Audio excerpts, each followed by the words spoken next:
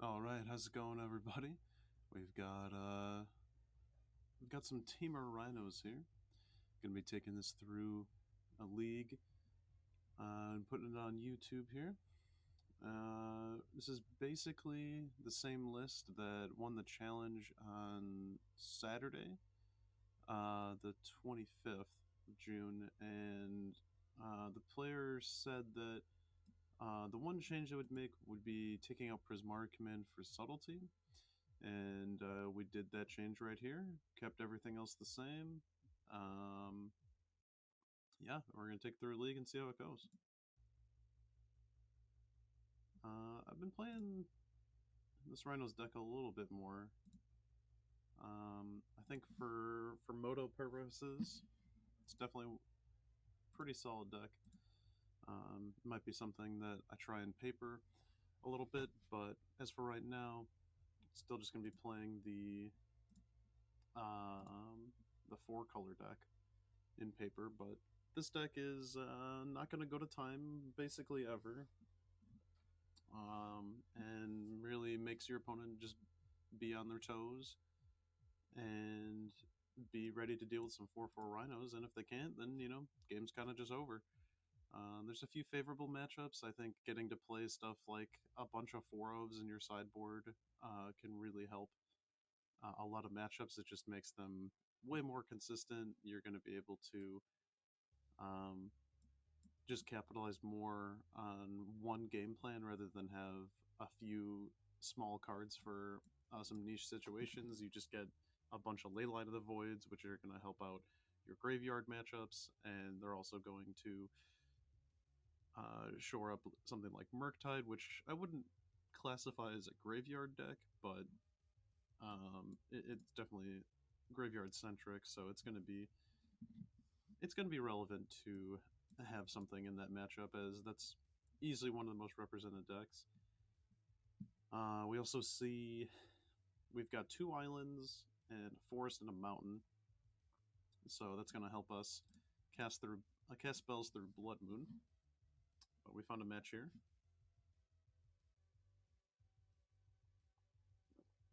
It looks like we won the die roll.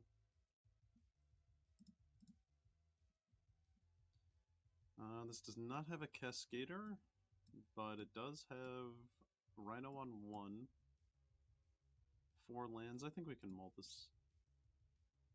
Well, we got a little greedy, and we got punished because this has no lands. Mull to 5, though, no problem. This is still better than our 7, I think. I think we can safely put back both of the borrowers and just have 2 Violent Outbursts. That seems fine. And hopefully this is not a counterspell matchup. Even if it is, we are on the play, so we will get to ice the land and hopefully draw another land. So this is Den of the Bugbear Ragavan. Okay. This is either black-red or some kind of mono-red variant. I think it's safe to get Triome here. Hopefully we hit a land. We do not. I think it's safe to say our opponent's not playing any blue cards, so I don't want to fire just yet. It's possible we might just even need to ice just to draw a land so we can make our Violent Outburst happen. But, Ragavan's Ragavan, so we're going to cast Fire. 1 there, 1 to player. Take out our little Ragavan friend. Maybe they don't have a second land? No, it is black-red, okay. This is Unlicensed Hearse, okay. Draw land. We drew Force of Negation, okay. Alright, we're on a 25 land deck, I believe. And we have some draws, There are quite a few lands in our deck still. Yeah, we're on 25, so there's 22 lands left in our deck. It's pretty likely we have Force of Negation. Buy us a little more time if they play something like Liliana the Veil. 3 mana for Seasoned Pyromancer, that's fine. We don't have infinite time, though. This deck is gonna be fairly quick. just draw land. We drew Dead Gone. I think I'm gonna take out these Seasoned Pyromancer here so they cannot crew the Unlicensed Hearse unless they have another creature. This is gonna grow the Hearse slightly.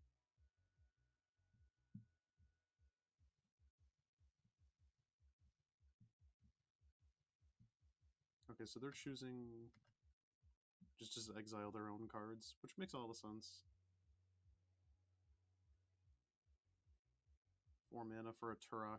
Okay, well, spin the wheel. Hopefully we don't discard Violent Outburst. Okay, that's fine. We still have the opportunity to hit a land here.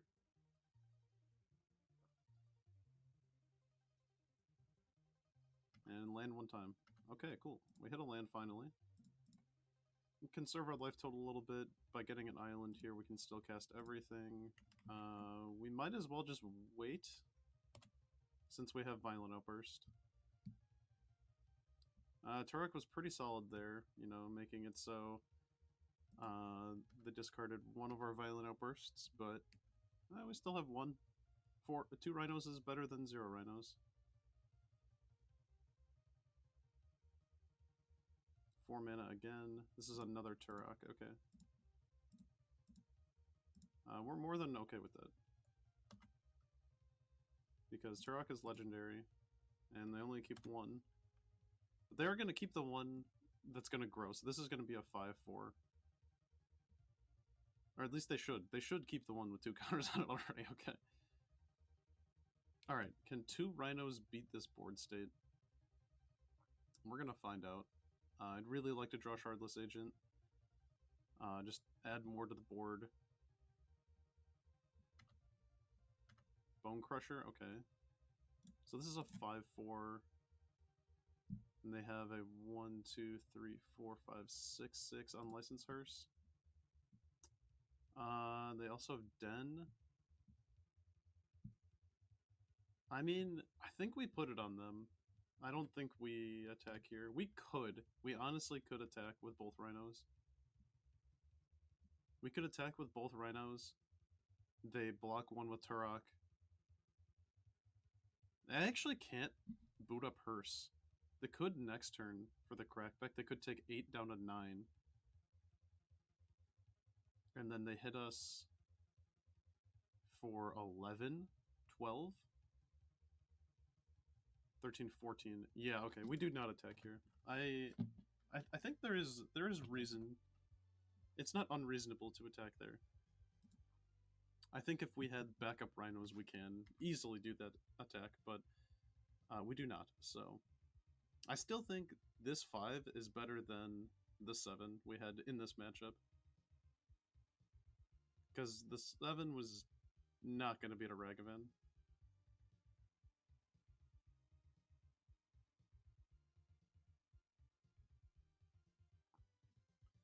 So this is return target creature card from a graveyard, and target player discards a card. They're going to return Pyro and make us discard a card. So we can shock Turok. We could shock an Elemental. Or we can... They have 1 card in hand, so if we actually shock an Elemental, it might actually mean that Hearse doesn't get to activate. And Turok doesn't attack. I will shock an Elemental.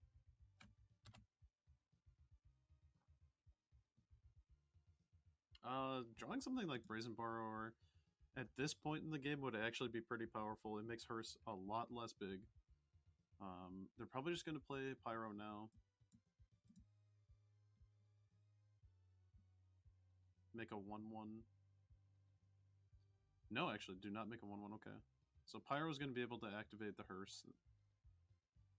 And they're not going to activate it. Draw a Shardless Agent? Wow, perfect draw. Literally perfect draw.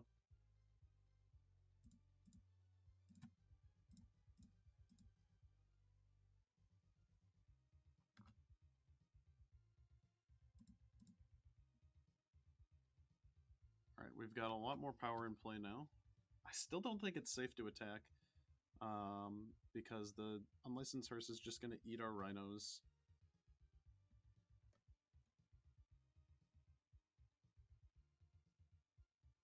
it's just going to keep getting bigger. I wish it told us how big it was now, but it makes sense because it's not a creature. 1, 2, 3, 4, 5, 6, 7, 8, 9, 10. Yeah, we're looking to draw either Dead Gone or Brazen Borrower. As long as they don't attack with it, and they give us time to draw to that card, we're looking good. We could even crack Fiery Islet here, but I think drawing Fury would be pretty good, so... We're just going to cast Bonecrusher, add more to the board. We do have 16 power and 4 4s. But they're certainly not all going to get through. And if we attack with all of them, we are a little soft to the Unlicensed Hearse.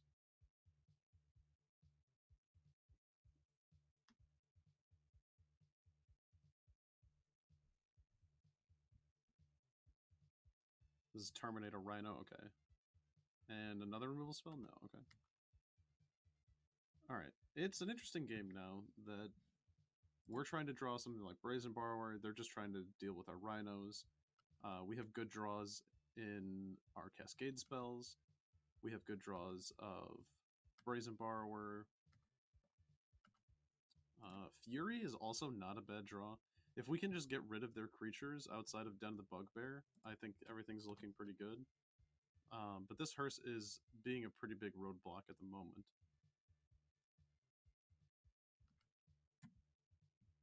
Den of the Bugbear actually being pretty relevant for them too.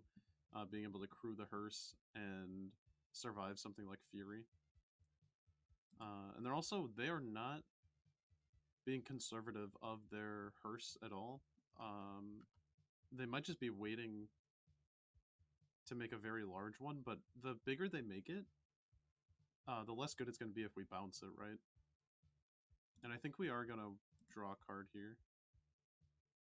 As good as of a draw Fury is, I think we just need to draw cards. Okay, we hit Brazen Borrower. On end step, we could do this now. We could even just play it as a 3-1.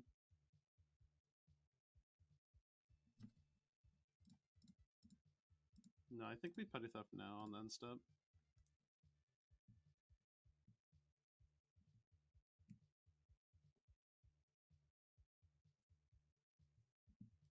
There's still quite a few cards in graveyards, so it's going to be a large creature still. Okay. So, I think we can come in with almost everyone. I'll leave back Shardless, it's just not going to do much. But we can come in with these.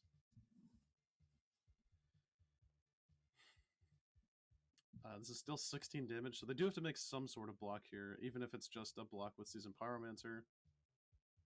We do have Fire.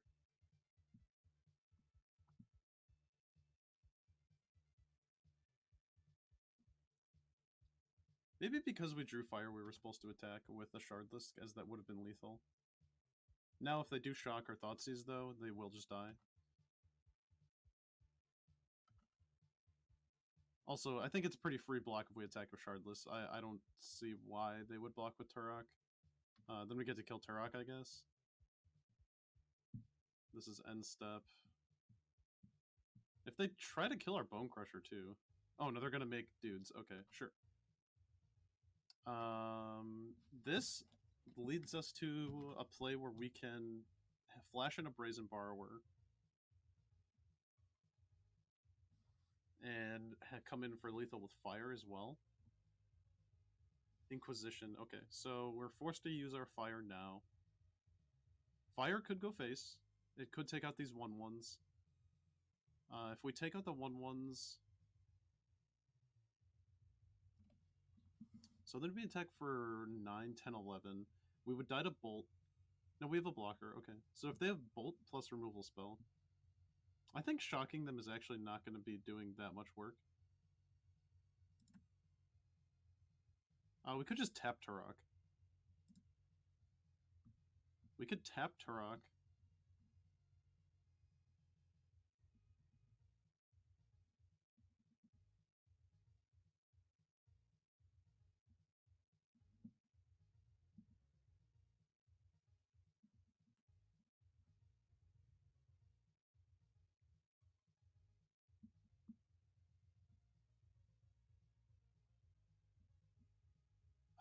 think tapping Turok is actually... No, because then the card we draw... Okay. The best bet is probably just to take out these 1/1s.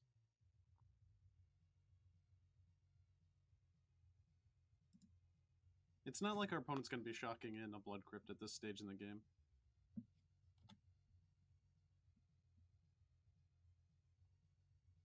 And we know about Hearse. This is Kroxa, okay.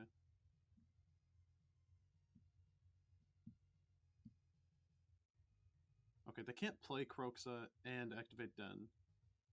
Then we know the last card is Hearse.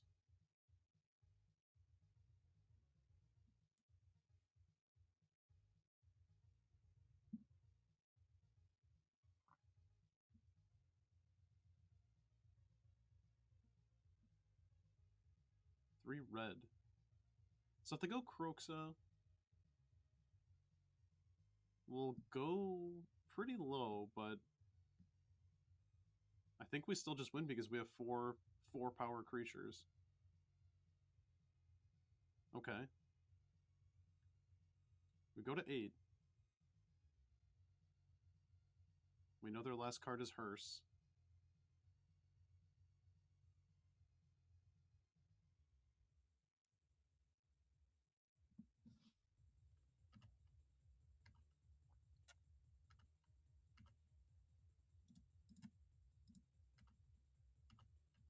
Just get in there with our 4 power creatures. Alright, go to game 2. Mildly close one there. I'd say our mold of 5 definitely paid off. It was looking pretty grim, though, I gotta say. Alright, so black-red. We do know they do have a graveyard strategy. I don't know if that warrants a Leyline. Blood Moon, obviously, it might trip them up a little bit. I don't think that's gonna totally warp their game plan, though. They are a Thoughtseize deck, so I'm not super fond of Force of Negation. And Force of Vigor, I'm not a big fan of that either.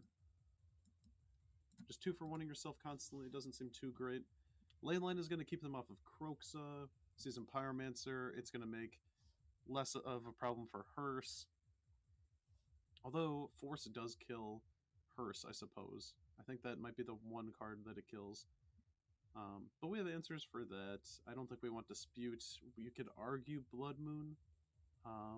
They're not on a lot of... Honestly, I think Blood Moon might actually be doing more work than Leyline.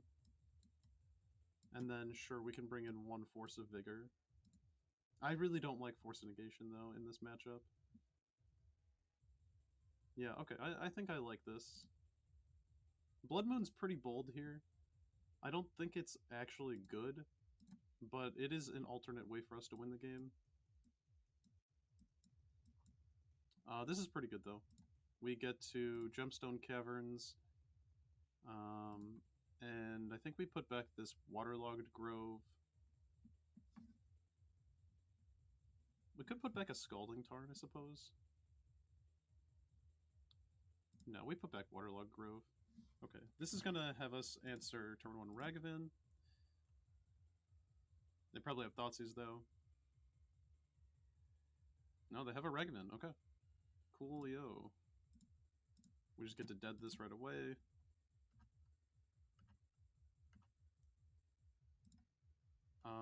And it is an option. On their upkeep, if we think they're on a 1-lander, we could just ice their Blood Crypt.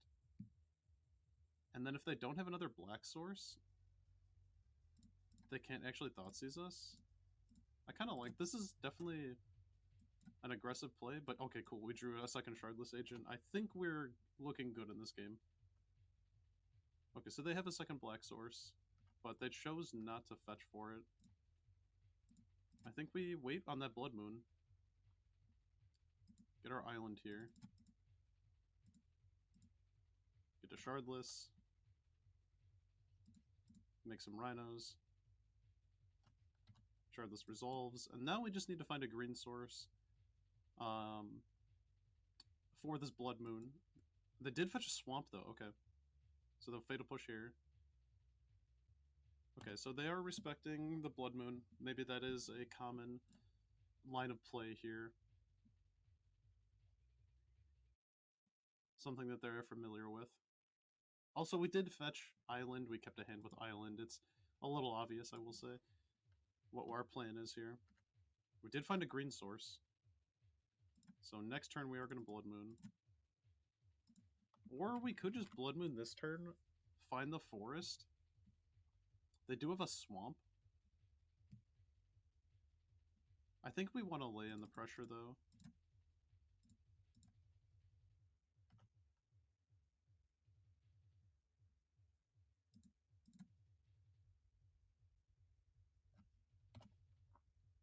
And just get in first 6 while we can. Put them down to 11.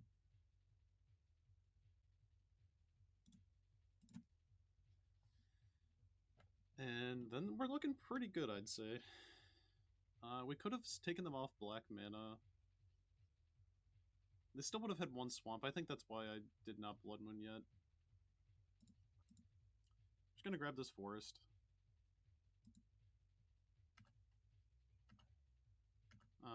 We can play this mountain. Blood Moon now. And we still have Brazen Borrower.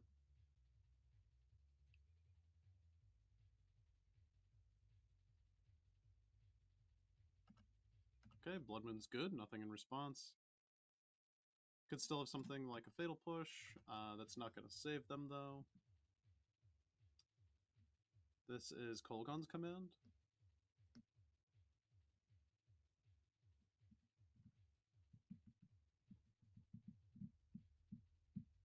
Yeah. Oh, these are artifacts. I actually forgot about that. They're still going to take 12, though.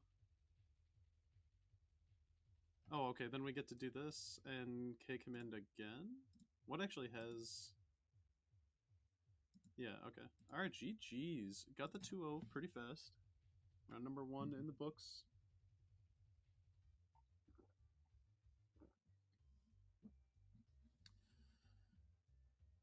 I mean, I think that matchup can be pretty tricky if they just have hand disruption early on. I think that's definitely something that could go wrong. But we got pretty lucky in that second game. They didn't really have too much interaction, and we were just allowed to turbo out a couple Shardless Agents and then seal things up with a Blood Moon, even if things did go awry. But that is the power of RHINOS. I mean, we just kind of take advantage of our opponents not having the specific hate cards like Chalice of the Void, or even things like that. We can beat fairly easily, even game 1. And something I like about this deck is that it is one of those Cascade decks, but it's easily the Cascade deck with the best backup plan. And that being said, it is probably the Cascade deck that has the worst plan A. Whereas something like Living End is going to be able to deal like 30 damage pretty easily. And even turn, not 30, but you can deal a lot of damage very quickly in Living End, but you have to operate on the access of a graveyard, whereas RHINOS does not. Alright, we won the die roll. We won the die roll and we have Gemstone Caverns in our hand and no Cascader.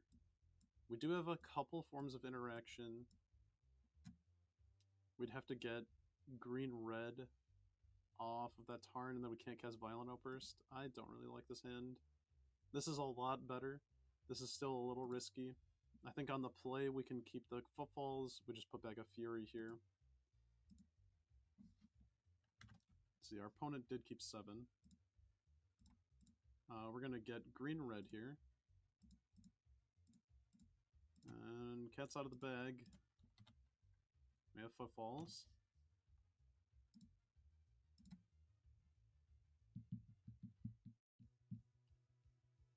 Opponent is Wooded Foothills Pass. This could be a mirror match situation.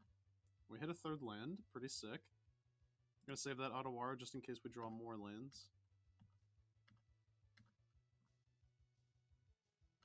Let's see what our opponent gets here. Probably TEMUR Triome. Xander's Lounge. Okay. This might be a creativity build. This could also be a Grixis pile, right? This is Grixis? No, this is... Oh, no, okay. Interesting. Do they have Spell Pierce?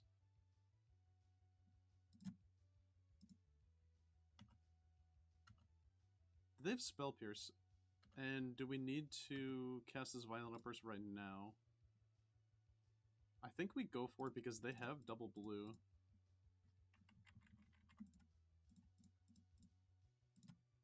I cannot tap today. Wow. Let's see.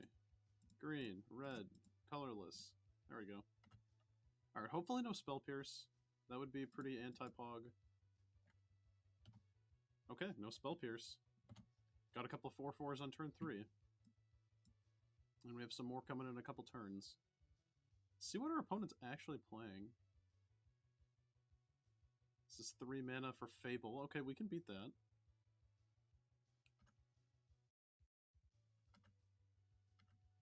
We drew a second Dead Gone, so I'm gonna attack first. See if we don't have to use our Dead Gone. Looks like they want to keep the dude around. I'm gonna negate the fact that they could get more mana off of this Goblin Shaman. And just pass it back. They do get to draw a couple cards here. We could just Brazen Borrower the Fable.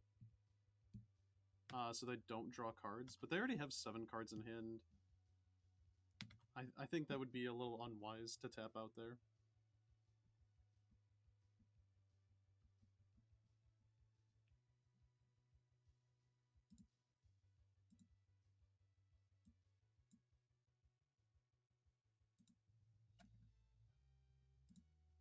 This is Dwarven Mine, okay. Yeah, I'm really glad it didn't tap out here, because they're going to try to Indomitable Creativity on turn 4. Oh, no, they just persisted. Archon, I totally missed that. Okay, so maybe bouncing the Fable was correct. It didn't play around this line.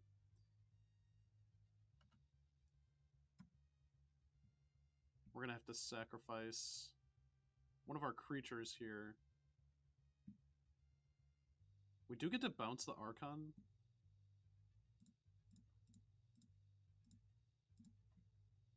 This isn't the worst spot. I think we're going to get rid of our Fury. The fact that we didn't have Shardless, a little unfortunate. They get to gain some life. They have a second Persist. Wow, okay, I think we just lose to that. Double Persist, pretty unlucky. I guess we could have played around that a little bit, just by waiting.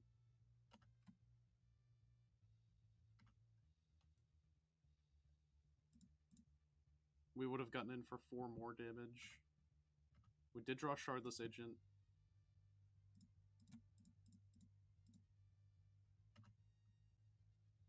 Shardless is going to help us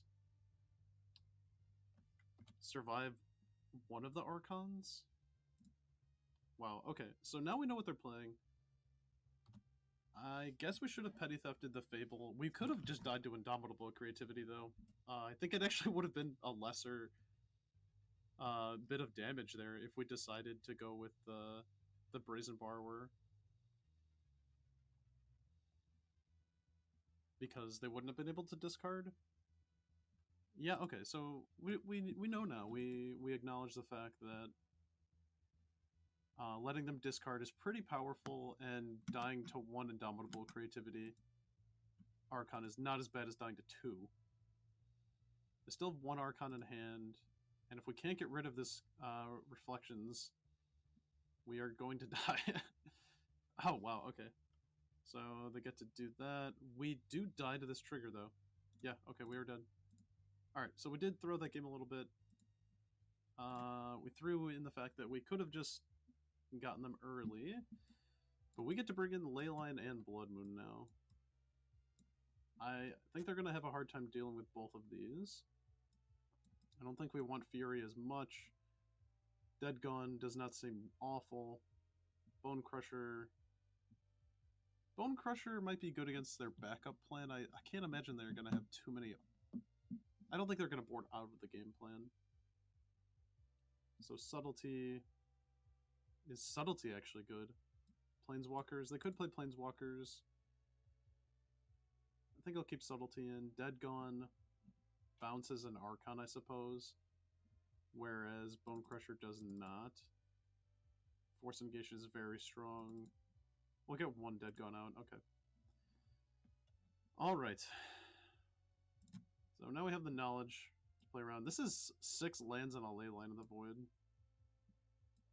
This just loses to creativity. I forgot to take out Gemstone. That could be a Dead Gun instead. This, I mean, this makes RHINOS on 3 with no interaction. I don't like that. This makes RHINOS on 3, has potential for a Subtlety.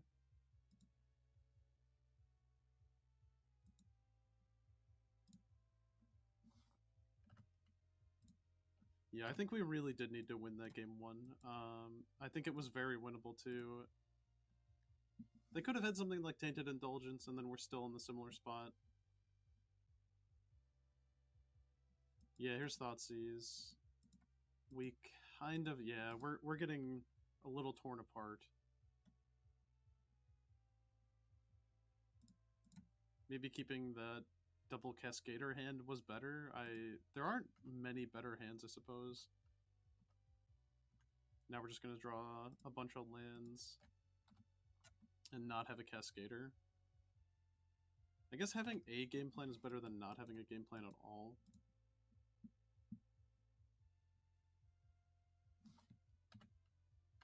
We drew a Leyline, okay. That is the downside of adding a bunch of Leylines to your deck. Is if you do not draw them. I suppose, okay. So it is, I think it is good for us to mull a 5 there, because if we hit a Leyline, we're in a much better position than we would have been normally. Although it does look like we're just going to get Archon here. Oh, no Archon in the graveyard yet.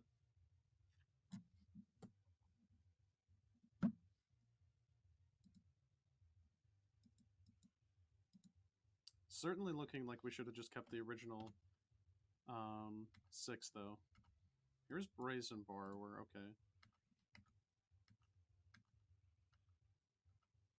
And there is no way for this deck to actually cast Leyline. This is a matchup where Endurance would be a lot better. But I think for the majority of decks, you do want Leyline of the Void against things like Living End or even Murktide.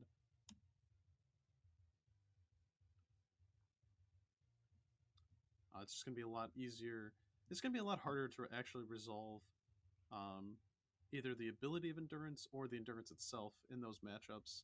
And it's a little bit more guaranteed for Leyline of the Void to actually do something.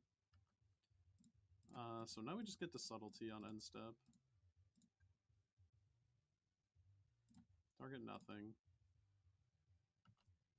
Might have a removal spell.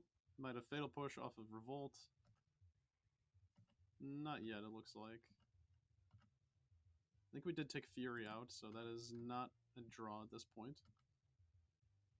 Although we'll see if some 3/1 flyers can, or 3-power flyers can get there.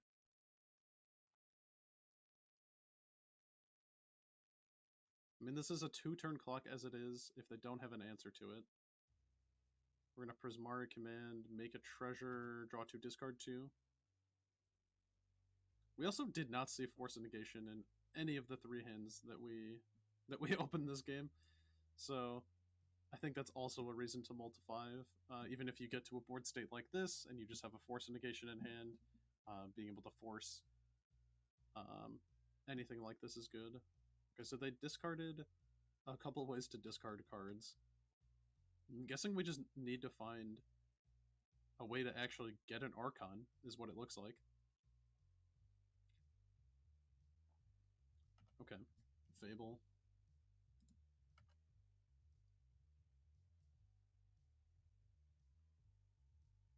Okay, bunch of lands. 3, 4, 5, 6, 7. Okay. I think what we're gonna do now is just Petty Theft the Fable.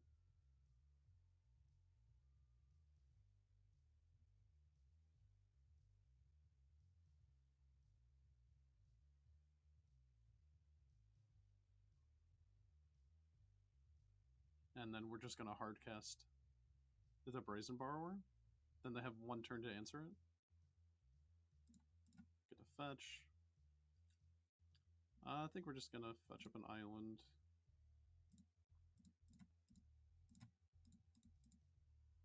Hardcast our Brazen Borrower. And we drew Force of Negation. Perfect. Get in for 6. Put them down to 4. We have Force of Negation back up. And we hope to live one more turn. As either of our creatures are lethal now, they demand an answer. And I don't think they can turbo out an Archon this turn. 3/6/7 with a land drop. We know Fable's one of their cards. They're going to have to find something like Fatal Push. And even then, they would need more than one Fatal Push to actually deal with this board. And we do have Force of Negation, so we would let the first one resolve. This would be Prismari command. They're going to try to draw 2 cards. In the event that they do have Thoughtseize plus Persist. Oh, this is actually going to kill one of our guys. Never mind. Yeah, we force this.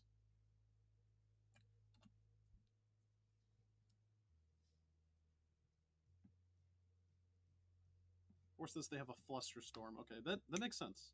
They're going to Flusterstorm, and we don't have mana for it, so we cannot pay. That will be countered. Our guy will die. They will draw 2 cards, discard 2 cards. They hit an Archon in the graveyard. They definitely have Persist. I don't think this mattered, because even if we had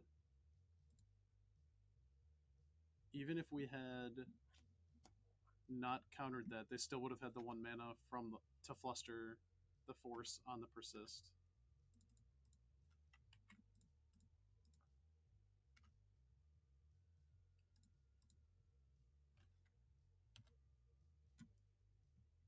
They're going to go to 9 here. We're going to go to 5. Well, if they have nothing else, if they have truly nothing else but this, I think we can win. They get to draw a card here. Oh, actually, no, we don't have lethal because Shardless dies. Okay. So we need to draw Violent Outburst. Fire Ice would get there as well if they truly have nothing else. Even just playing Fable, I think, is not good enough for us here. It looks like they have Indomitable Creativity, though.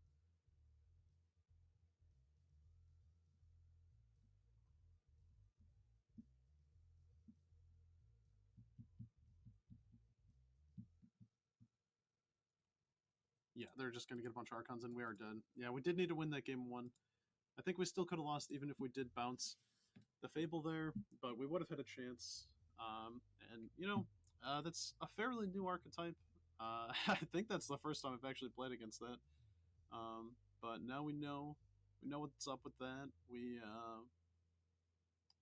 can see the writing on the wall with that Fable there. The deck is a little inconsistent. I mean, they got lucky there. They finally found an Archon off of that Prismari command. And yeah, no, it worked out for them. I mean, in the end, they got there. And we were a little slow killing them game 2. I think if we still might have gotten by that Flusterstorm. So I think mulling to 5 was the correct decision. I think we got a little unlucky, but you know, those are the beats.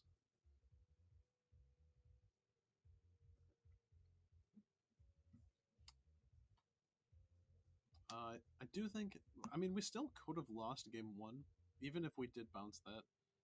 If they had something like Tainted Indulgence. Maybe not Prismari Command. I don't think they had the mana for that. But at least giving us the chance to survive was probably worth playing that out. But a Fable just looks so dinky if you don't know the rest of the game plan. You know, I mean, it really does just look like a small value card. But if you're playing something like Archon, it makes a lot of sense.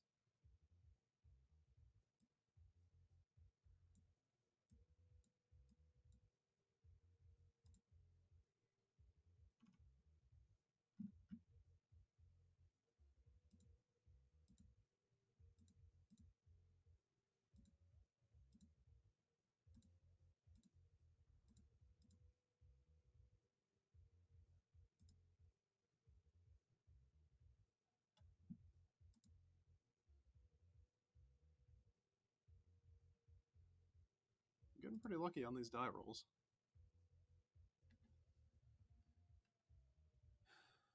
Okay, we have 4 mana and a Violent Outburst. Pretty hard to pitch these, so I think we're going to keep it. We do see Gigantha Companion. It's probably Grixis Death Shadow. Hopefully it's Affinity, though.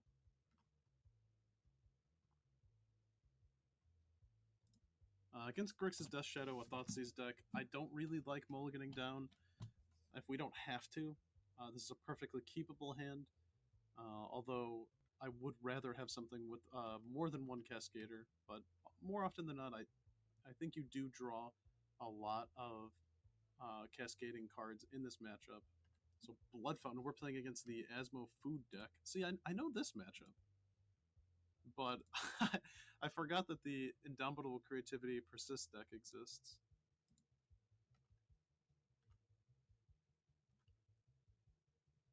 I think we can just play Wooded here. Drawing Boseiju actually might matter a lot here. Being able to get rid of Time Sieve, make it so that they cannot take extra turns.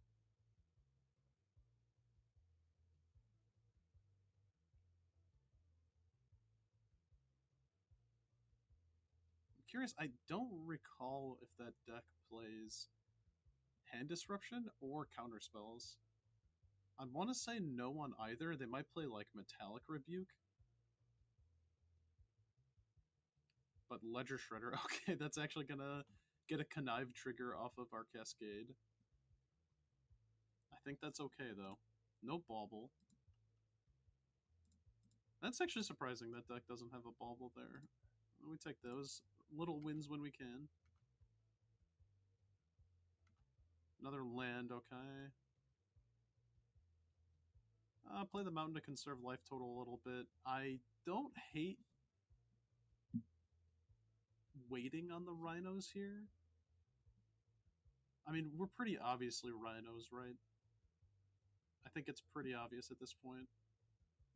And if they do have a counterspell of sorts, I really want to play around that, so I think we just do this now. We're going to let them connive, but I think that's better letting them connive on our turn than on their own turn. And it's possible Fury... Oh, they discard Oval Chase Daredevil. That's pretty sick, actually. I like that.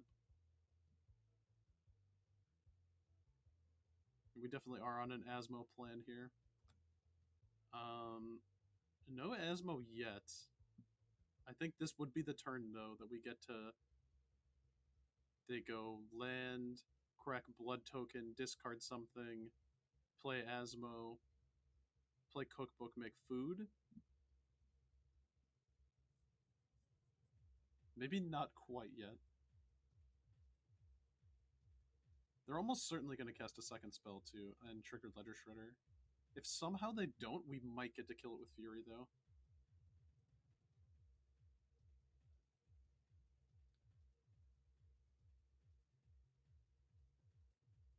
Emery, okay.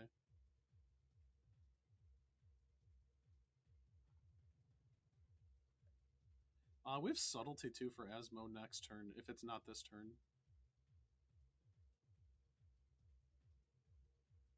Mill over Shredder, Swamp, another Oval Chase, and Unearth. Okay. Here's Saga.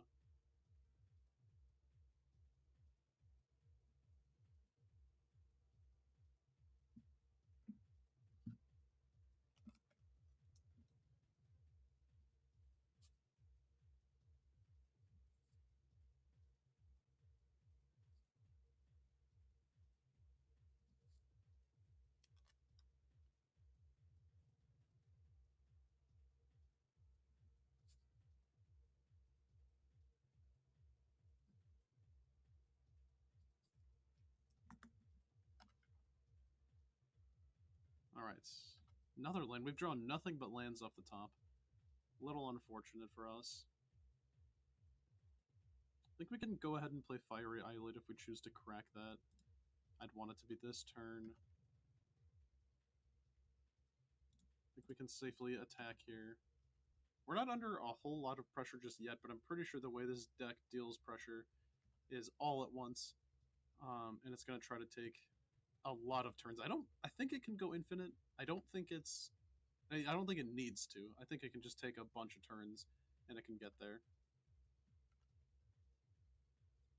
So we just discarded Polluted Delta there, okay. Alright, get Urza Saga.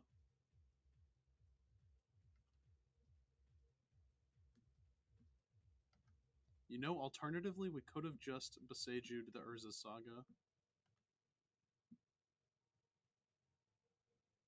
Because I did not think about how large these constructs are going to be, but they're going to be fairly large.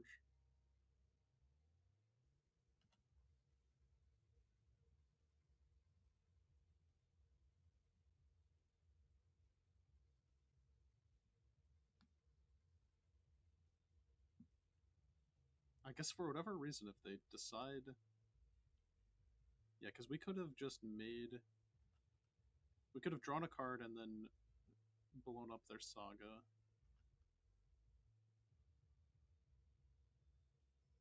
This is a large Ledger Shredder too now.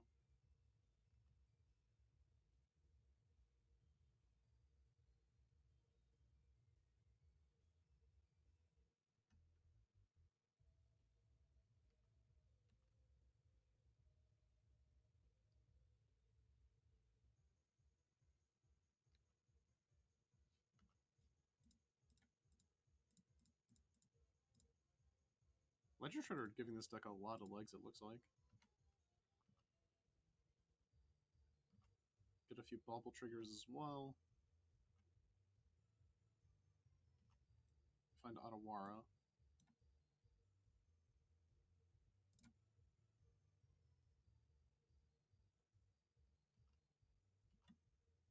I'm gonna attack with the Subtlety.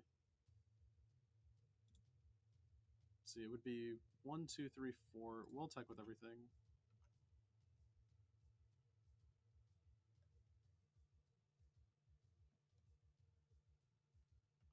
So they're gonna make a guy.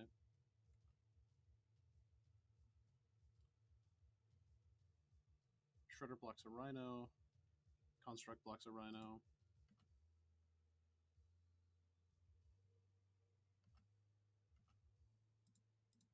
Now we get to take out Shredder and Emery.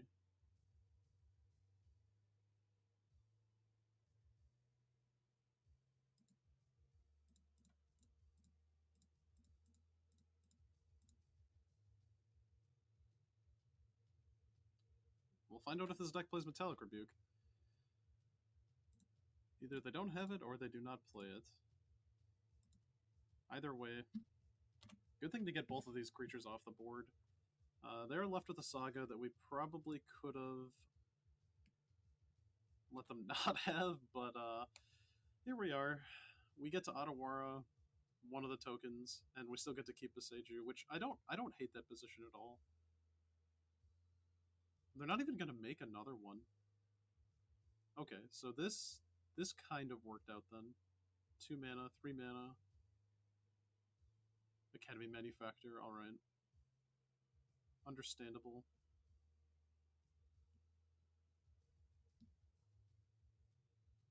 We seriously have only drawn lands. We've drawn Otawara, Stomping Ground, Boseiju. We've only drawn lands this game, and we have a chance. Sacrifice 5 artifacts. Are we dead? I think we might be dead.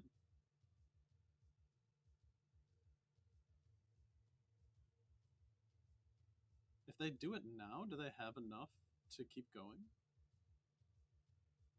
Oh, they get a treasure, okay. Yeah, I think we are just dead here, actually.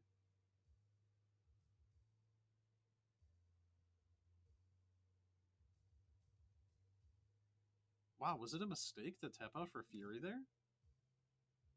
I didn't think this combo was that easy to assemble. Yeah, alright, they took an extra turn.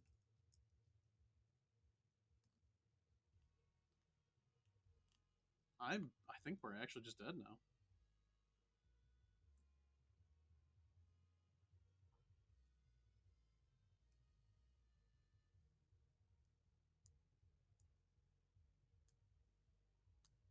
I think this combo is as fragile as just holding up Boseiju, though. The Legend Shredder really enticed me to make that play, but I think we actually just have to hold up the Boseiju when we can.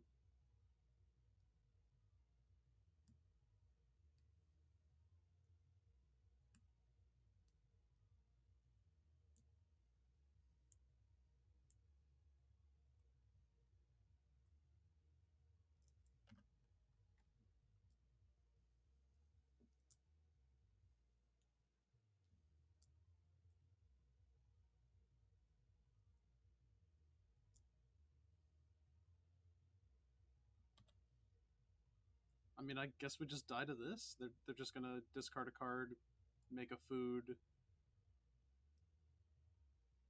and then making a food makes everything else. And they get to do that 3 times. And then we take 4 every turn. I guess that's good enough, yeah. I don't care enough to make them play it out. I think that is good enough there. Okay, well, I guess when we draw all lands, it's not going to look good. But we get to bring in a lot of cards here. I think Mystical Speed's something we want. Okay, Fury, honestly, I don't think Fury's good because they're just going to play their creatures when we can't interact with them. Subtlety is good enough, I believe. Force of Negation counters their Time Sieve. They also probably just board into Thought Seizes. We can probably take out Force. Brazen Borrower seems good. Fury seems less good. Dead Gone seems medium. Fury might be better than Dead Gone. I guess Fury... Our Dead Gone kills Emery. That's kind of close. We'll try something like this. Okay, this is a very interesting matchup. I think post-sideboarded, we are favored since we get 4 a green force and a lot of other cards to bring in as well. This sets up nicely for a Blood Moon. We don't have the Blood Moon. This is just 4 lands plus Violent Outburst. This is probably going to be too slow. This is about the same thing, but we have 1 non-land card. I think we can keep this one, put the mountain back. Oh, we don't have green in this hand. Wow. Yikes.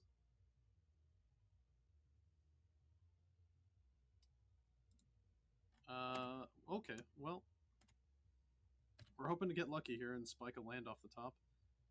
I did not realize we did not have a green.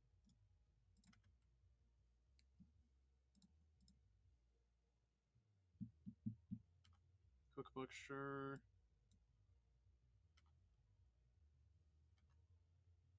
They just have Oval Chase. Understandable. Let's draw a fetch land. Brazen Borrower, that's something. Brazen Borrower is definitely something.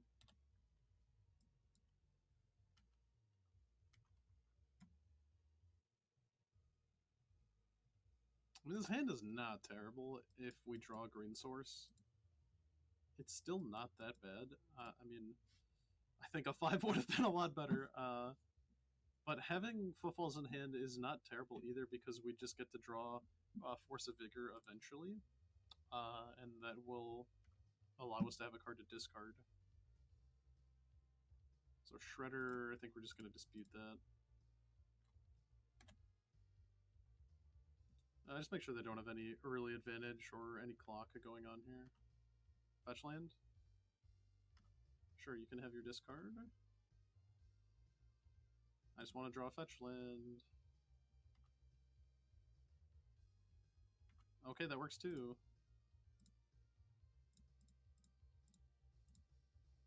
Need to make red here.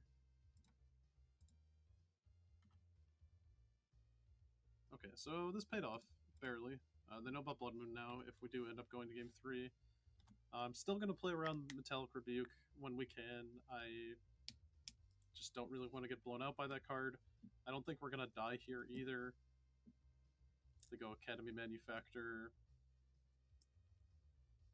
Make food. I think they need to have the mana for the time save as well, so they're a little off here.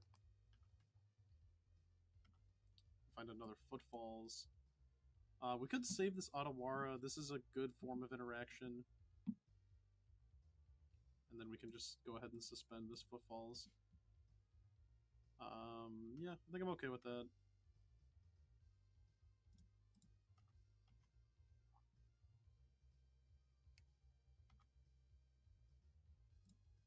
We could just die. We could seriously just die.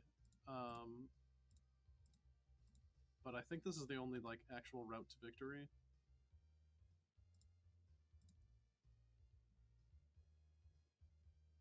Because they float a colorless, have another land, play Academy Manufactor, play Time Sieve, and then I think we die. It looks like they're making... Okay, they're making another Construct, which is a good sign for us. It means we're not dead this turn. And we got in the damage pretty early.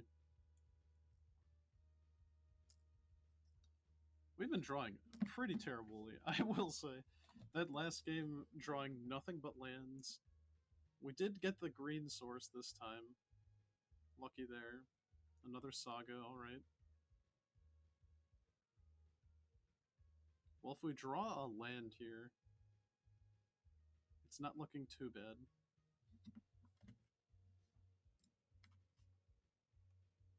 Would you force? Okay. We don't have double green, unfortunately. Could get them to 6. I don't think that does too much for our case.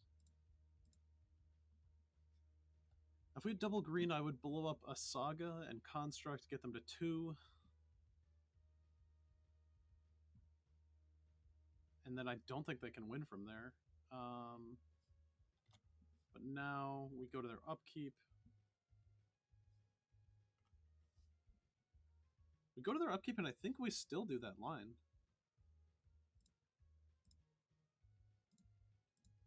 As to avoid more constructs and get rid of the current one. And also negate one of their mana. And play a 3-power flying creature, which will swing in for lethal.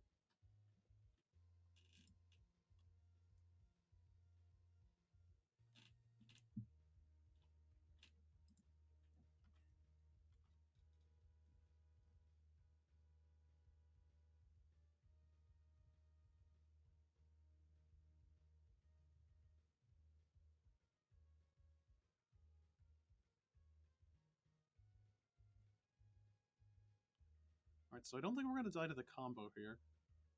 I'm worried about maybe like Aether Spellbomb, although I believe they would have gotten that off of the Saga instead of Shadow Spears. They have 3rd land. We can also draw a card off of the Islet, although I think we need the red source just in case we draw Violent Outburst. We did already cast a spell this turn, so we should cast Brazen Borrower now, as to avoid the Connive trigger. So this is going to become a 2-4 at most. I don't think they'll be able to equip. There's no Mox Opal in this format anymore.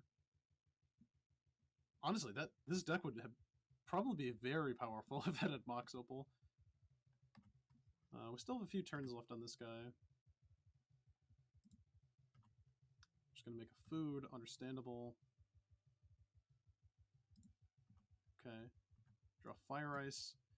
4, 8. They block here. If they block a Rhino, they take 5, 8, 10. I think we can just go ahead and tap this.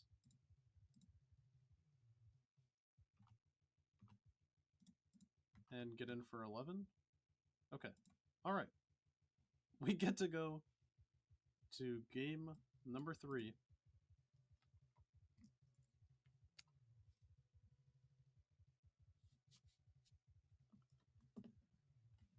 Let's see. Pretty much exactly the same thing we saw last time. I don't think Bonecrusher is very good. Blood Moon looks pretty solid. Force does look good, I will say. Force might be better than Subtlety as a 2 of. Fire Ice did seem strong still. I think we still want to make RHINOS as fast as possible. Blood Moon's still good. Fury, although... Fury is able to kill a Karnstruct that's not terribly large, but I think for the most part they're going to be pretty big. So maybe Subtlety is just better at going over that.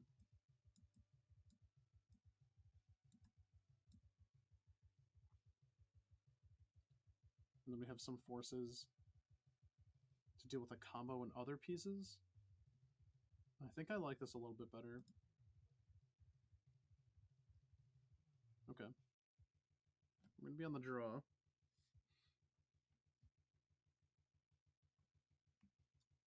This is double Blood Moon.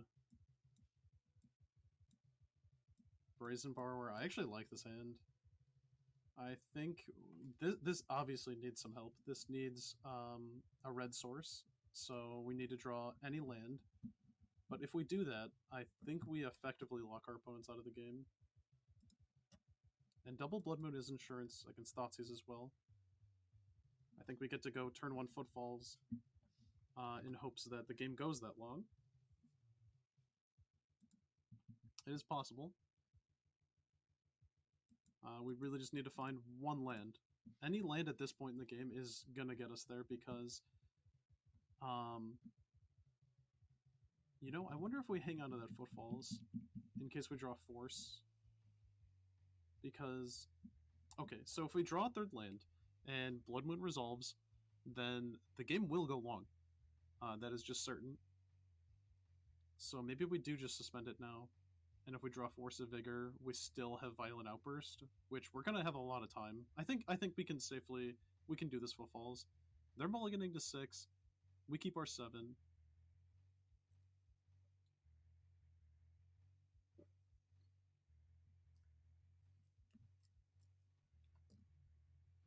They mulled a 5. Okay, this is looking fairly decent for us. The fact that we kept a pretty safe hand. There are definitely safer hands, but with the way we've been mulliganing, I think I want to keep this one. And hopefully we just draw a third land here. There's 25 in the deck. I think it's pretty likely. They're still thinking on 5, too. It must be a difficult decision what to put back.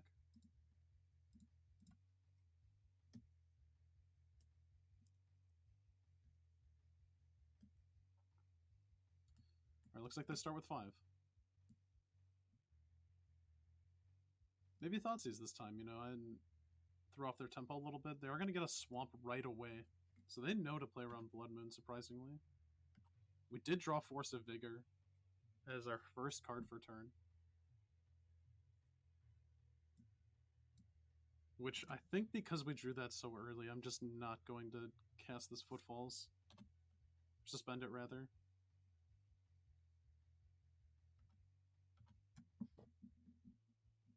Interesting that they did fetch a basic. I guess they want to conserve life total. That might be their motive. They probably have Oval Chase if they're doing this. No, okay. They just want artifacts in play? Well, if they drop a Saga here, we're definitely going to... Oh, they just have Asmo, okay.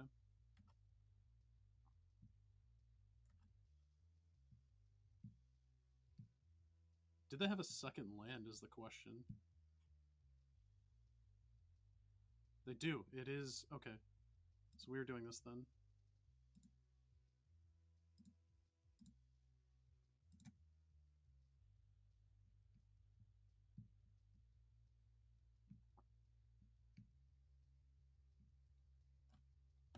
Alright, we're not going to fetch here either. We really need to draw this third land.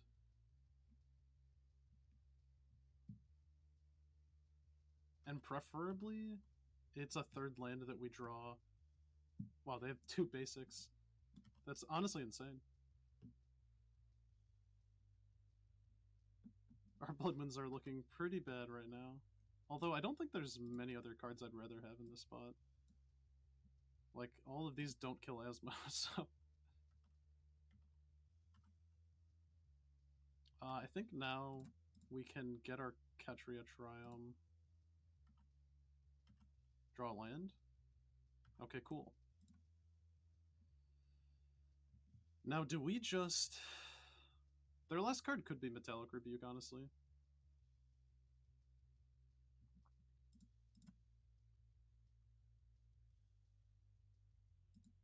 Definitely finding Island. We're definitely finding Forest.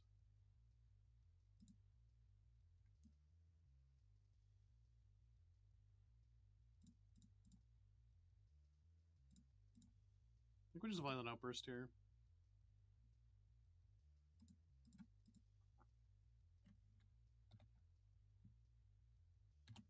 They do have a cookbook, so if they get something decent here. Oh, they're trying to find Oval Chase. They did. Okay. So they are able to kill one of our RHINOS. Their last card is Oval Chase. Okay. So in a couple turns, they will be able to deal with... Yeah, if that force was a Fury.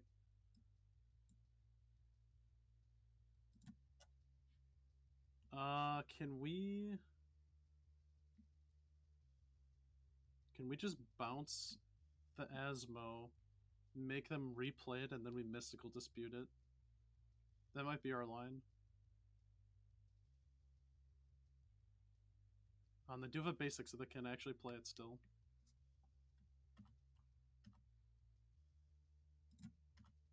Get him for 4 while we can. So yeah, it's end step. They're only gonna have 1 food, unless they draw exactly cookbook. Okay. I think we can beat Asmo. We can beat 1 Asmo. This is our mission, is being able to beat 1 Asmo here. They're gonna choose cookbook number 2. Okay. Can we beat that, actually? We might have to Force Negation that this turn, actually.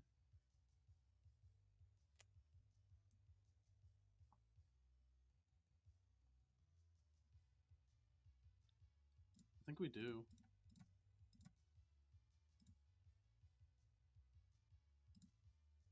Would have really liked to have Fury instead of Blood Moon. In this spot specifically, because they fetched a basic and they drew a basic as well.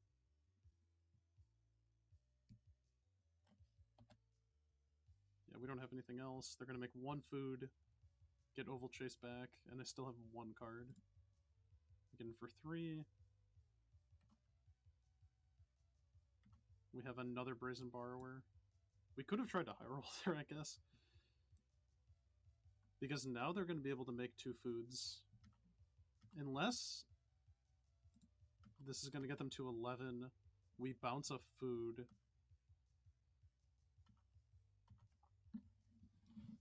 We could bounce a food. And they don't have... They could cast Academy Manufactor. If they have a land, they could cast Springleaf Drum. Blood Moon might not have been the play here.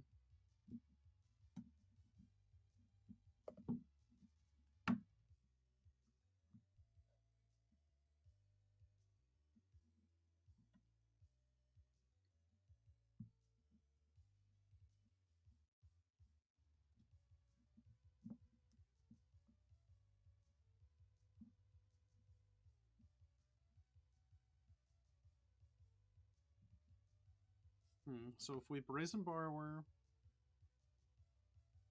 if we Petty Theft the food token, we get another turn with attacking with a Rhino. And then they just make another food token, we're back in the same position. If we bounce Asmo this turn, then they hit an Oval Chase. So they're going to be able to make another food token.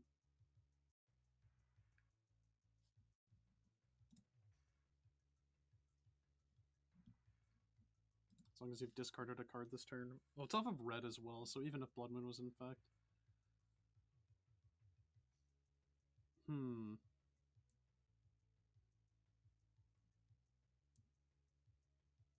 I just thought Blood Moon would be way more crippling to them with the way their mana base has been shaping out. Blood Moon's definitely not the play now. They're gonna take out our Rhino if we don't do something.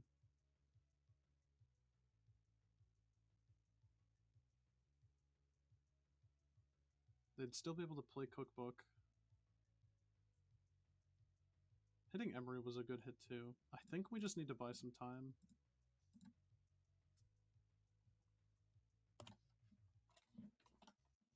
Get rid of one of their food tokens. And I guess they could draw a blue card with Mystical Dispute. I won't go all the way through their turn.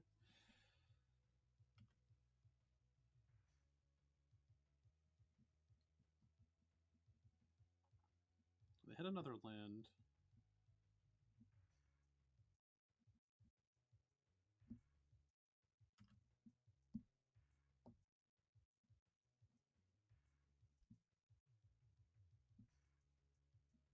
They shock down to 8. They target Academy Manufacturer. And they're going to make 2 foods off of... Wow, okay. So hitting a land there actually pretty strong.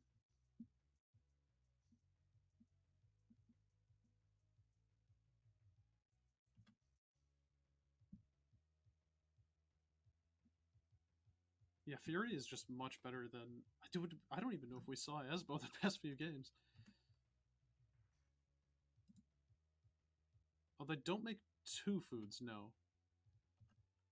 Okay. They just make 1 of each. Yeah, I really wish we kept Fury in. It would only kill 1 creature still, but it's... 1 creature at this point is better than none. Drew Otawara.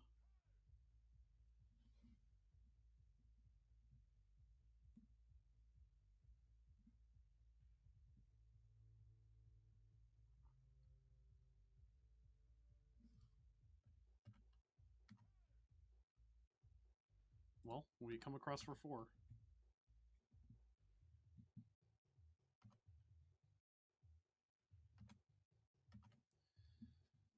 Now, if we borrower the food token again, is that reasonable? We also could just play Brazen Borrower. And then we have 3 in the air.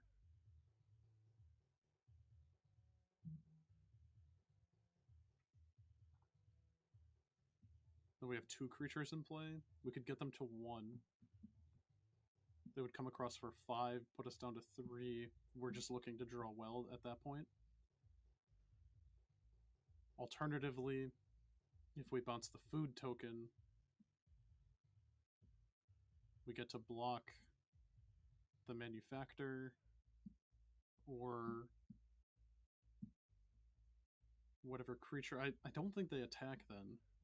And then we're kind of in the same spot. And if we draw a Cascader, we're in a good position.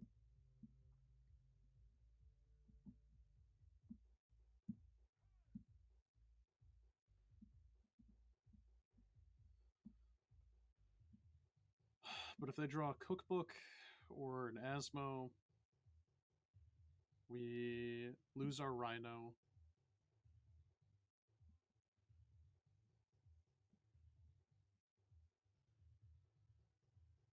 It's a tricky spot.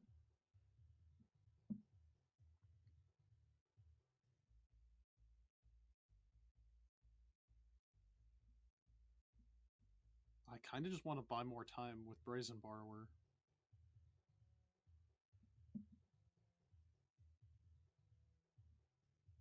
I don't think playing a 4th land does much. I think we'll keep the Otawara in hand. We could try to draw exactly one of our Fire Ices. I think we just have to Petty Theft the food token again and hope they don't draw. Hope they don't draw well.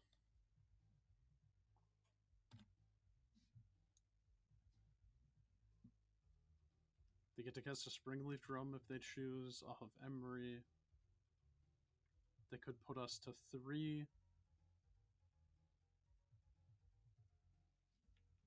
This is Time Sieve. We have the Mystical Dispute. We kind of fucked ourselves a little bit here by having the Blood Moons in.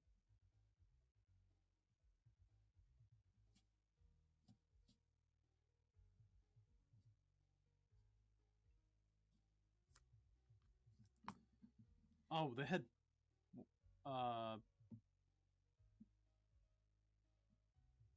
what happened here? I think I missed that. Activate Cookbook. Wait, what happened here? I'm a little confused on what happened. How did we have a second Time Sieve? Oh, we had a treasure. I see. Yeah, we are just dead then. Okay. Force was on top. Wow, okay. Blood Moon being really bad there.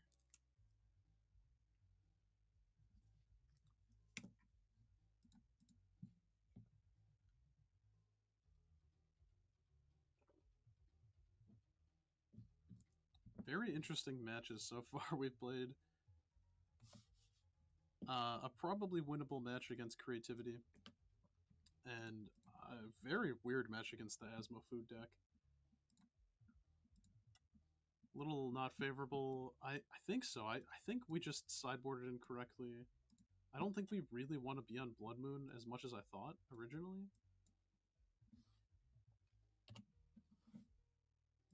Opponents on Wooded Foothills. Mountain. Swift Spear. Are we just playing against Burn?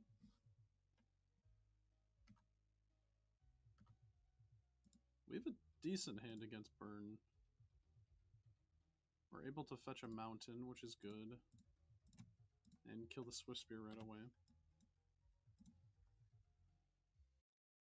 We have turn 3. Turn 3 RHINOS.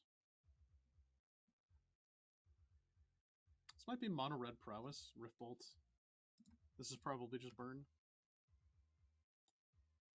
Mountain again. Maybe not. Just straight up Lava Spike. I'm okay with that. We drew another Dead Gun. That's very good. I don't think I'm going to play the Scalding Tarn out either. I mean, Otawara is just a free blue source. We can take the 3 from this semi-reluctantly.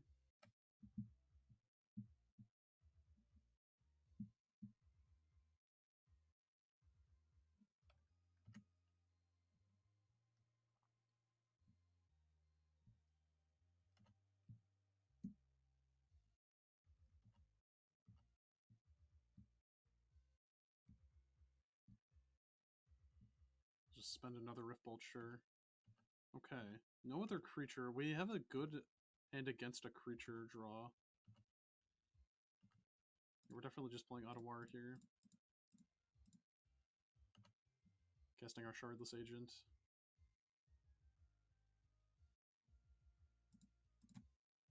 Good Footfalls.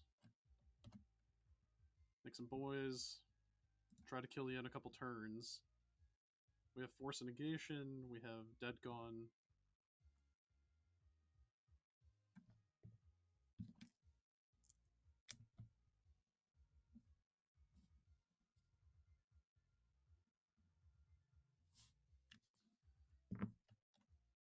Yeah, okay, so this is Red, White, Burn. Skull Crack, okay. They're gonna get us to 6 here. We could just force this. I think I'm going to.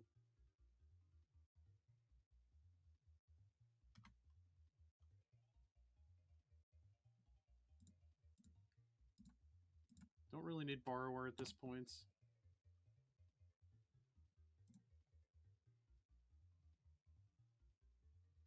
They played a land. Okay, that is a good sign.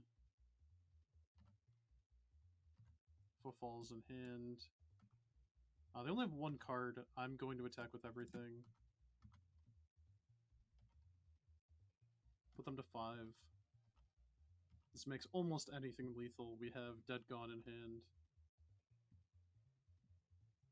Swift Spear, understandable. They have one card in hand. We can play around the Prowess trigger.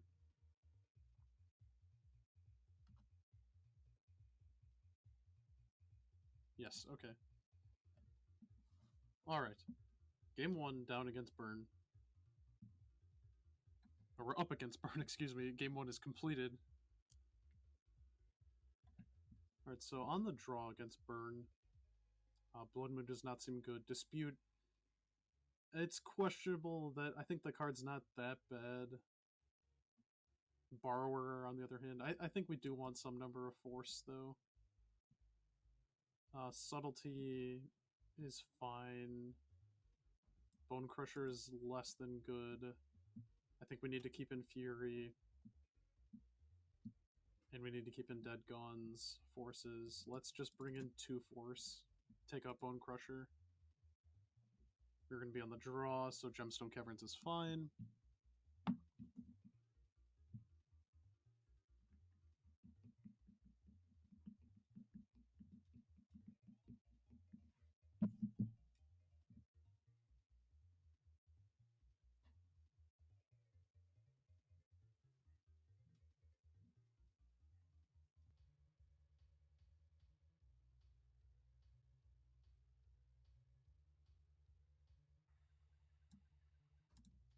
Alright, we are back. Sorry about that. Looks like we have a terrible hand here.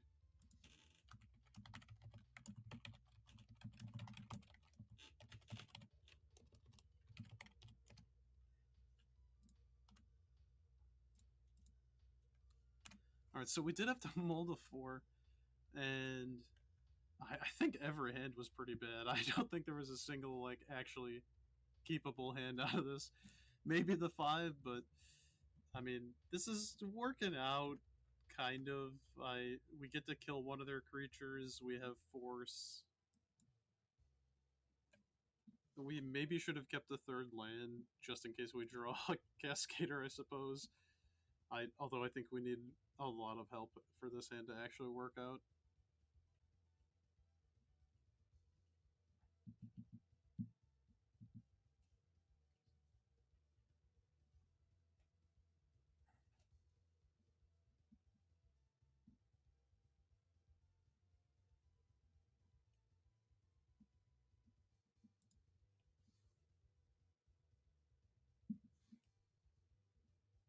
They just play like an Eidolon or something. We kind of have to Sanctifier. Okay. Yeah, that's fine. That might be a way we win this game if they just boarded strangely. They didn't attack either. Do we shock this in to kill this Swiss Spear? I think so, actually. We could also just draw a card with it.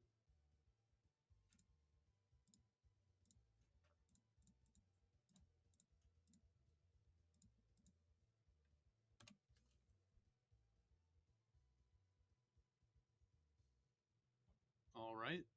They have Sanctifier. That's fine.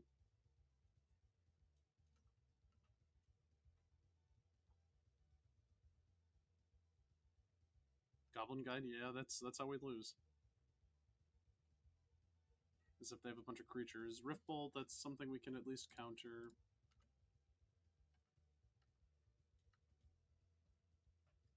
Show me a land. Fire Ice on top, I guess. I guess Fire Ice is okay. We get to kill a Goblin Guide.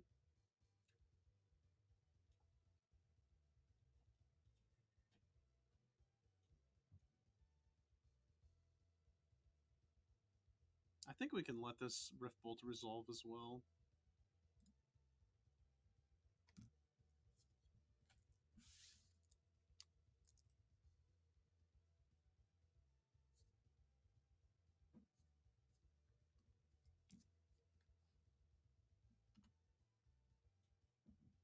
And we'll go to 8 after we kill the Goblin Guide.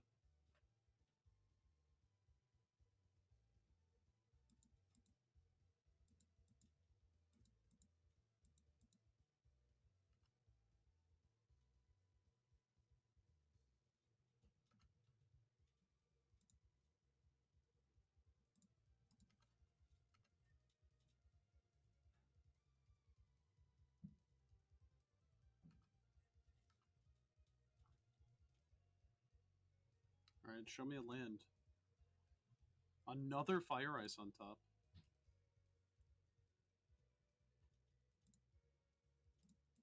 Well, we're gonna fire this Goblin Guide.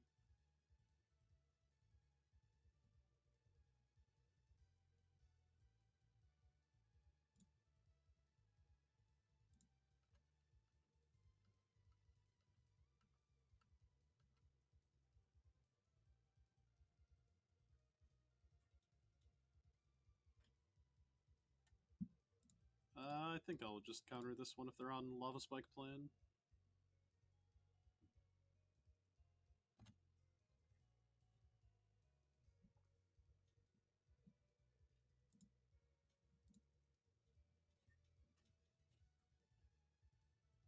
We know about Fire Ice on top. We're gonna go to 5. I think we just Brazen Borrower the Sanctifier. That buys some time. Well, I mean, there's a multitude of things I could have here that are lethal.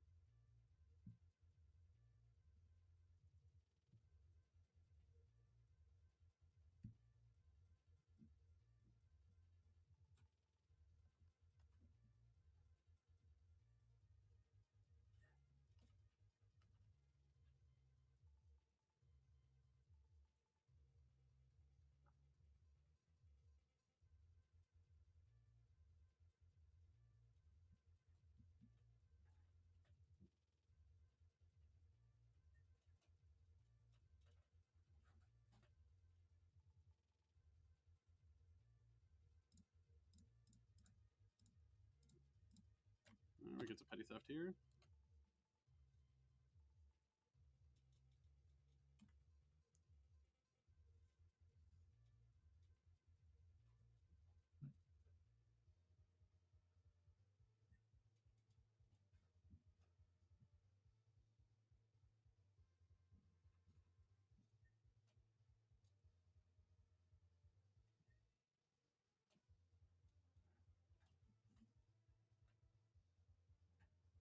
Okay, yeah, they just had the last 2 burn spells in hand. Sounds good.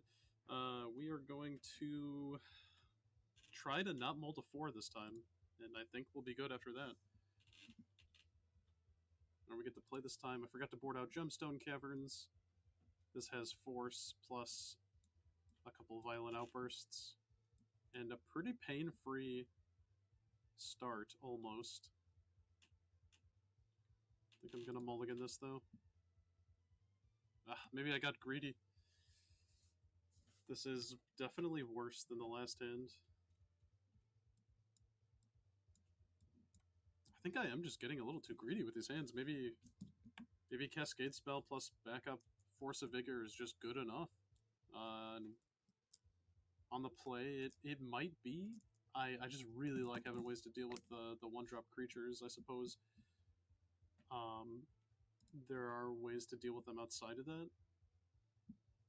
This hand is just better, though, I will say.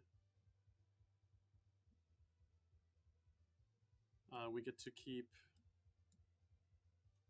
everything except for Borrower Footfalls. We could pitch a Fury. Wait, I think I'm going to bottom Fury Footfalls.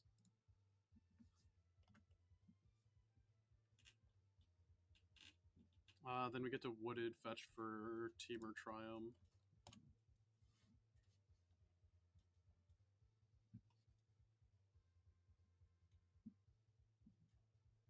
They mold the 6.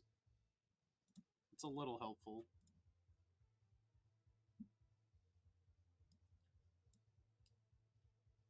Just spend Rift Bolt. It's probably the best option for us. Okay, that's not bad either.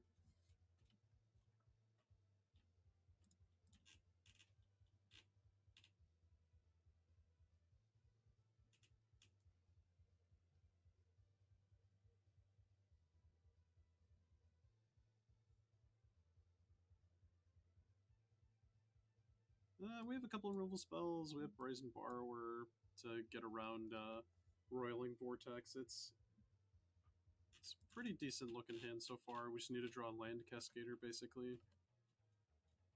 And there's Footfalls. Not quite what I meant by a Cascader. I think I'm going to fire this now.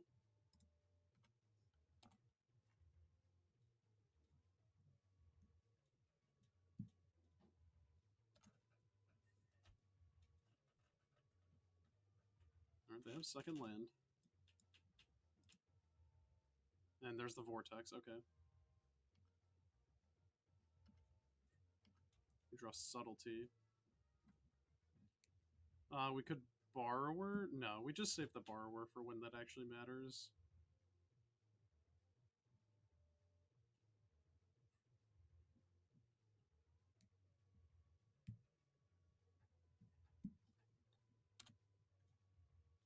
Not having third land hurts a little bit. We could ice their red-white land. Try to draw a card. I think that's the only way we actually win this game is if we do draw into our combo. Because we do have the Brazen Borrower, we just need to find the land Cascade spell.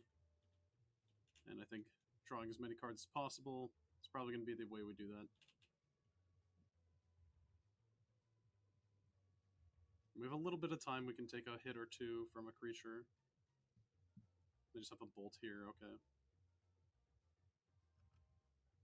We did hit a land, that is part of the puzzle. Here's a creature. Third land as well. We did save 1 damage, I guess, from the prowess trigger. That's something.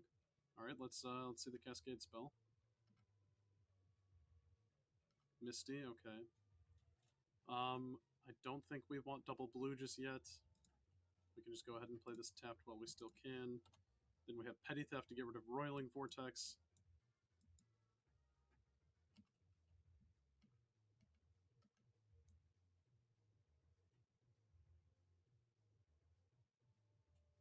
And I think we just have to hope there's a Cascader on top.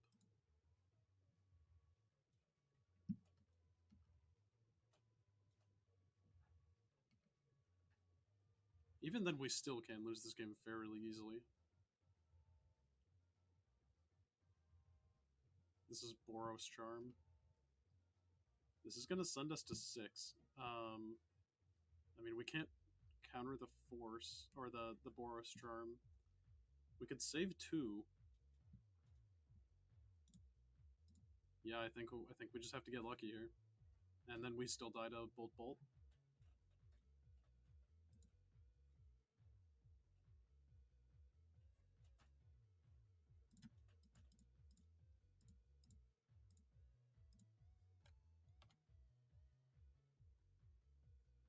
And draw a Cascader. Wow, okay, we got there. Alright, now we have to dodge a lot of things. There are many things we have to dodge now, but this is how we get there.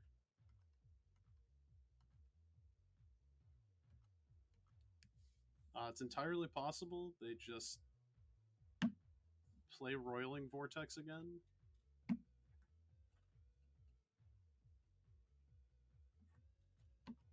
No, they did not play Roiling Vortex. That's interesting.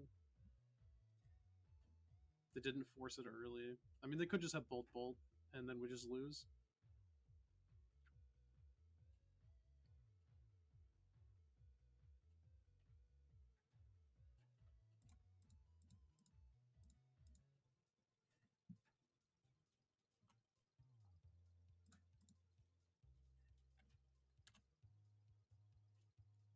Alright, see if this is good enough.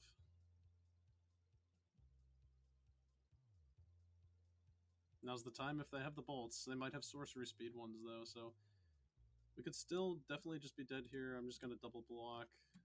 No reason not to.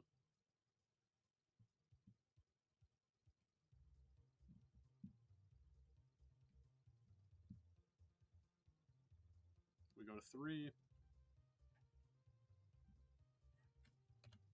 And they have it. Yep, okay. That's the burn matchup for you. We really didn't get to play game 2. I mean, we just had to mold a 4. That was hardly a game. Game 3, mold a 5. Not much better.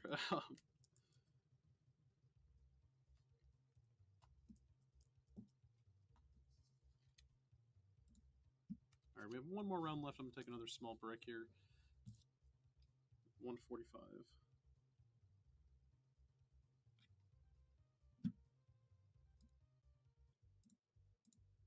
Alright, we're back. Ready to play this final round. We are X3 right now, so fighting for 50 play points. Big money.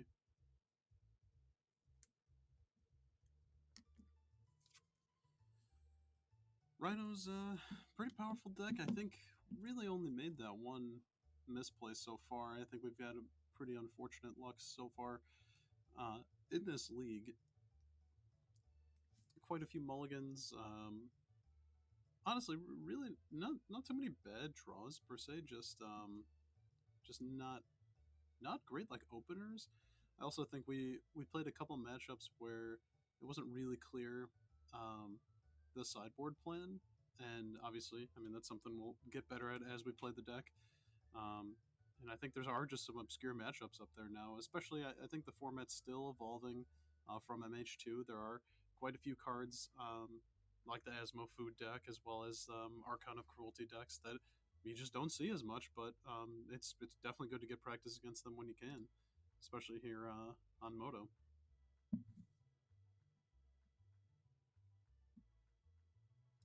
I think we are 4 for 1 in die rolls, though, I will say. This is the first, honestly, solid hand that we're looking at. This is good through Thoughtseize. This is good because it's on the play. Overall, this is about as perfect as the hands can get. We just have turn 3 Cascade. We have interaction on 2. We have interaction for creature or counterspell, which is important. And we have 2 Cascaders as well as a Fury. So if we keep drawing lands, we'll have plays on 2, 3, 4, and 5. If we draw things other than lands, we'll still be alright. This looks like Murktide or maybe Living End. If it's Living End, we might be in a little bit of trouble.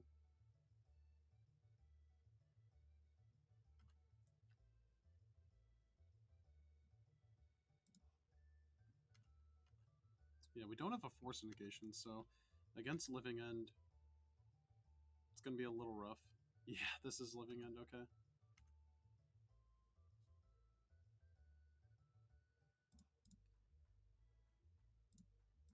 Well, we do get to ice their land this turn.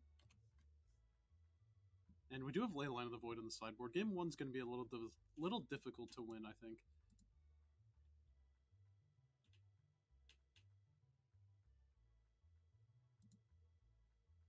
And cycle again, okay. Cycle a black card, cycle another black card. Might be trying to find a grief here? No, there's no way. They're getting rid of all their black cards. They're just filling up their graveyard as best as they can.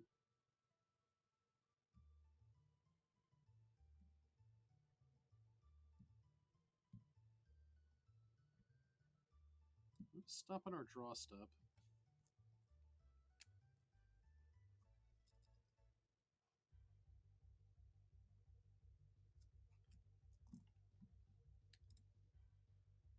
Oh, definitely meant to play Waterlogged Grove there. We'll see if that actually matters too much. As it is now, they do not have a green source. That might be what they're digging for. We could go ahead and try to jam in a Shardless Agent now. And we still hold up Force Negation just because that's the nature of the card. I think we can go for it now pretty safely.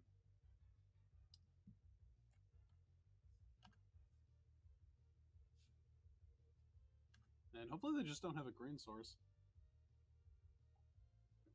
And we get to get in for 10 here. Oh, looks like that's the case. Yeah, Living End and RHINOS both having a struggle of just not always having it right away on time. So we're going to get them to 4, and then we're going to have Violent Outburst on their end step to make some guys. And we drew Force of Negation, very powerful spell.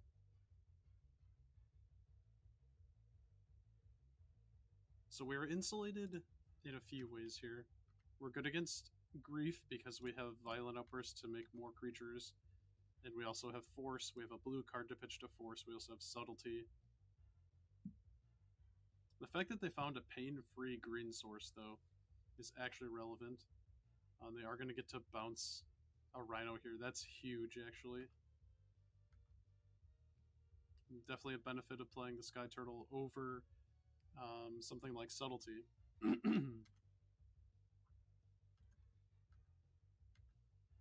Yeah, that might be good enough for them. We'll see what they choose to do. They're going to Grief first.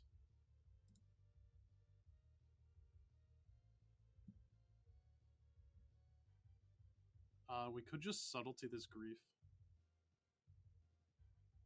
We don't have a blue card to pitch, though, unfortunately.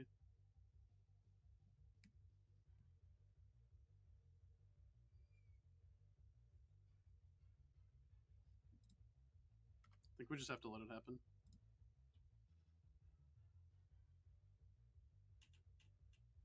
And we could have played Violent Outburst instead of Shardless to have another blue card in hand, which is looking like it should have been the play. Yeah, get the Force out of here. Oh, we're cycling. Do we have another land? Yeah, okay.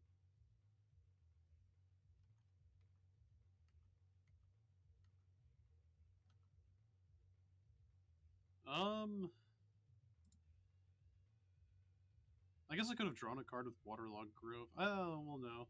We don't have enough mana anyways. Let's just go ahead and make some RHINOS. I guess it's possible that, yeah, they just don't have a Cascade spell, sure. We got very lucky there. We're going to bring in Leylines, we're going to bring in Disputes, and I think we're bringing in Blood Moons as well. We don't need Fury. Dead Gone is not as strong. Subtlety is pretty good against Grief. I think we want a lot of blue cards. Brazen Borrower, it's going to be good as getting in there. Bonecrusher is actually not good because if they think we're on Endurance, then it actually can't go face.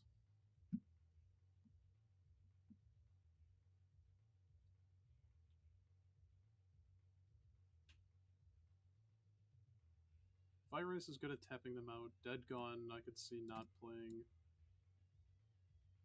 And we need to trim 2 cards still. I think it could be Footfalls, Blood Moon. Probably don't need all 4 Footfalls this match.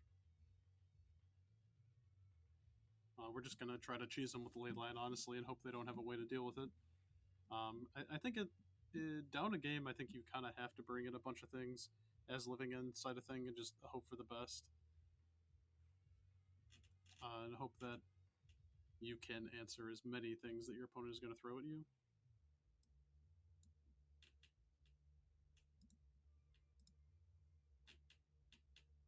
So we have Mystical Dispute here, we have a few Cascaders, we have 3 lands. This is a normally very good hand against something like Murktide or Blue-White.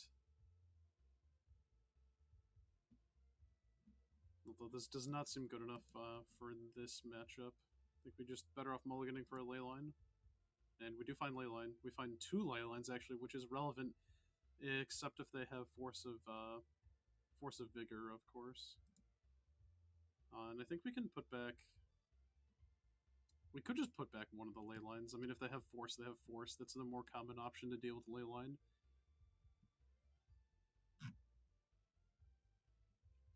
They did also keep 7. Mystical Dispute is also something we could put back. I think we're better off putting back a Leyline.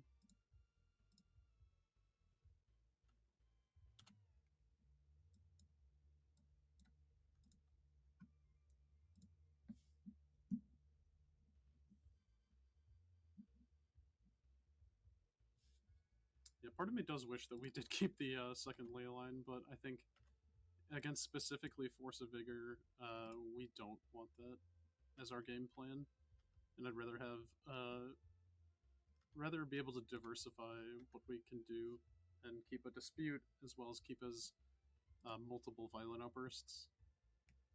Although, if they grief us, they probably don't take Violent Outburst at this point, so maybe keeping the second Leyline was correct.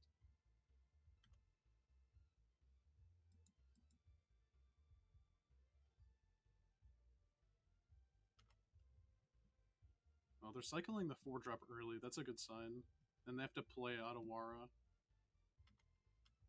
Also a good sign. We drew Blood Moon, okay. That's gonna let us know that we should probably get a blue source here. In the form of an island.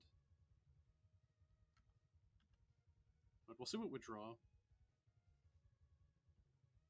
I think it's likely we hit another fetch. There's quite a few in the deck. Looks like no third land from our opponent either, no red source.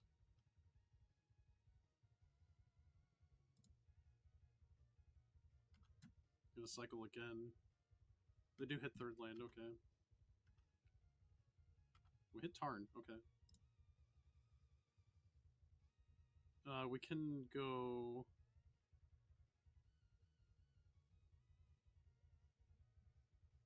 We can go end step, make RHINOS, and then untap, play Blood Moon. I kind of like that.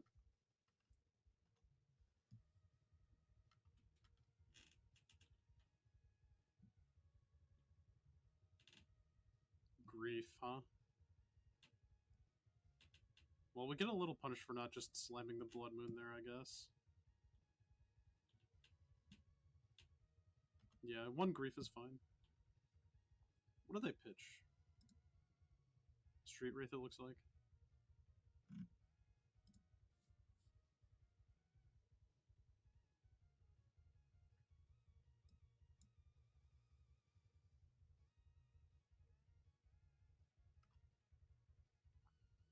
Probably just take Blood Moon here. Alright, they just concede the game. Alright. Well, we get the 2-0 against Living End and Black-Red Midrange today. But we cannot beat anything else, it looks like. But RHINOS still looking pretty prominent. I think we just need to pair into some a little bit better matchups. We had some good RNG there at the end, but overall I'd say pretty low RNG day. But thanks everyone for watching. Make sure to check me out on Twitch. I'll be sure to link that somewhere in the description. I also try to attend most of the NRG events that are going to be happening. We'll see those start to happen a little bit more as the second season comes around. I think the end of July is the next one we're going to be seeing over in Chicagoland. And I might be playing something similar to this, but I'll keep you guys posted over on here on YouTube, as well as Twitch and Twitter, which I active on pretty frequently on all three of those platforms. But thank you guys for watching, and we'll see you guys for the next video. Peace.